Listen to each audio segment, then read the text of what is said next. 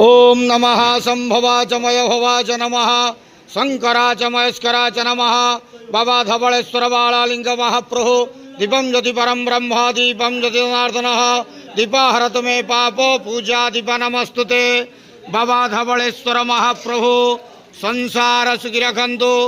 आज शुभ शनिवार रे समस्त श्रद्धालु भक्त मानक आशीर्वाद करंतु, मनस्कामना पूर्ण करंतु, कर्मक्षेत्र उन्नति करंतु, ग्रहरिष्ठ खंडन करंतु, जगतर मंगल करंतु, विश्वर कल्याण करंतु, आपणकर नाम प्रकाश करंतु, सेवकर डाक श्रवण करंतु, समस्त गुआवसा भक्त मानकर मनस्कामना पूर्ण करंतु।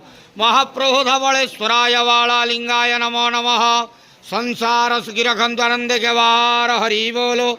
आज शुभ शनिवार रे समस्त श्रद्धालु भक्त मानक आशीर्वाद करंतु, आनंद के वार हरि बोलो। बाबा धवलेश्वराय बालालिंगाय नमो नमः।